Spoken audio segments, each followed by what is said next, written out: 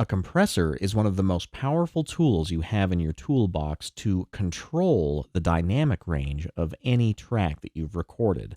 Now, let's take a snare drum, for example. A snare drum can be played very, very lightly, and when the drummer plays it that way, it's very, very hard to hear. But then if he winds up and really hits that snare drum, it gets very, very loud. So musical instruments can have an extremely wide dynamic range, which is great for musical expression, but sometimes that dynamic range is just far too wide.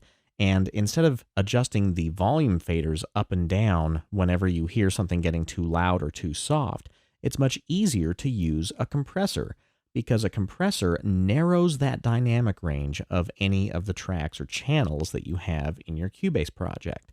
So what I'm going to do to show you a compressor is scroll down here to my lead vocal track, and I'm going to solo this lead vocal right now, and I'm also going to need to turn up the master fader because these vocal tracks are just so dynamic that they can get very, very soft and very, very loud.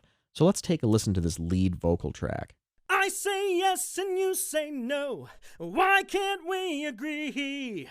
You say stop and I say go. We're living at the yellow in between. I lift you. You can hear that some of those volumes are nice and loud, and then other ones you start to lose the vocals a little bit because the vocals are so widely dynamic that they just get a little too loud sometimes and aren't loud enough other times.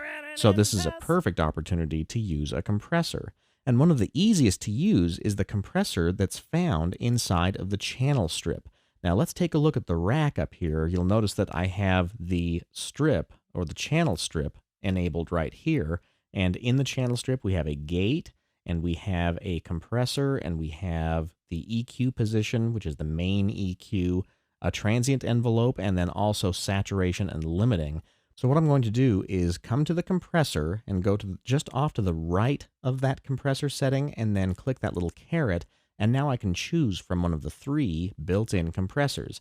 There's a standard compressor, a tube compressor, and a vintage compressor. And I'm going to choose the tube compressor. It's a very, very simple compressor to use.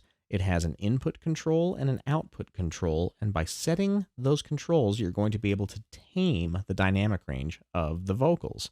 So let's modify those settings to tame the dynamic range of this vocal track. I say black and you say white. We never find the You see, if I turn up the input of the compressor, it compresses more. And you get this little meter that shows us the gain reduction. This is how much level is being removed from the signal of that track, and that helps to even out or glue together all of those dynamic ranges.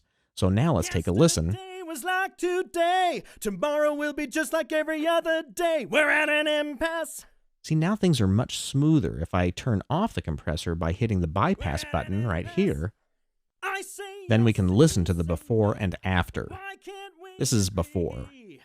You say stop and I say go. We're living at the yellow in between. I lift you up, you bring me down. The outcome leaves us stranded on the ground. Yesterday was like today. Why does it always seem to work out this way? We're at an impasse. So the tube compressor is really doing a smoothing of the dynamic range of that particular track. Now I want to describe to you a little bit more about what a compressor does. So right now I'm going to turn off this channel strip compressor and use a compressor in the inserts instead. So I'm going to discard the settings for that particular compressor, and then I'm going to open a window that will contain all of the settings on that particular track. And you do that by hitting the Edit Channel Settings button. And what you're going to do is see a much bigger window of all of the settings that you find in the racks. So you'll notice that if we come over here, we see many of the same settings as we saw in the racks, except that we see bigger versions of them. There are the 8 inserts, there's the strip and the associated channel strip settings right here, then there's also the equalizer, and then there are send effects, and all of these I'll go into a little bit later on.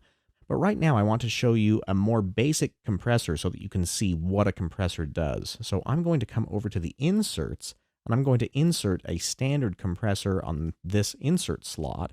So I'm going to go to the dynamic settings, and then I'm going to call up just the plain old compressor. Now this compressor doesn't have an input and an output control. Instead, we're looking at some of the traditional controls that you'll find on a compressor, including threshold, ratio, and makeup gain. These are the most important controls to understand on a compressor. So let's talk about the threshold. The threshold is the volume level at which the compressor will engage. So if a track never hits minus 20 dB below zero, the compressor will never work, even if it's in the signal path and it's powered up. If the volume doesn't get to at least minus 20 dB, it's not going to engage. So you'll need to set the threshold at the volume level at which you want the compressor to start working. And then how hard does the compressor work? Well, that's left up to the ratio. The ratio is how many decibels above the threshold will it take to add 1 decibel of volume. For example, if I were to set this ratio at about 4:1, that means that the signal coming into the compressor will have to exceed the threshold by 4 dB to actually have the compressor add only 1 dB of actual volume. And since a compressor is actually removing volume from the track or reducing the gain of the signal, then you do have to employ the makeup gain control so that it puts back in the volume that you've taken away, except that it will be smoothed out by the action of the compressor. So there's an auto setting for this particular makeup gain control, and I'm going to leave that enabled right now. And then let's play some audio in this compressor so that we can see how to adjust the settings. I say black and you say white. You can see that the volume input right now is exceeding minus 20 dB. This little dot on this graph is the same as the threshold control over here. So anytime the track's volume gets over minus 20 dB below zero, it's going to start the compressor working. And you can see that this gain reduction, this kind of backwards meter right here, is showing us how much gain is being reduced from the output of the compressor. That's what's controlling the volume or the dynamic range of this particular track. And then the output level over here is tied to the makeup gain. And since we have the auto setting on right now, that output gain is being adjusted for us automatically. I say yes and you say no. Why can't we agree? If we wanted the compressor to work at even a lower volume level, we would decrease the threshold, either by adjusting the threshold control here or by adjusting this little dot in the graph. The outcome leaves us stranded on the ground. But now that track is starting to sound overly compressed. It's starting to breathe a little bit, where the volume gets a bit dodgy. So that pumping and breathing is usually something that you would reserve for an effect. Instead, you just want to smooth out the volume levels of the track. So I'm going to bring that control up to about minus 22 dB below zero. The gray.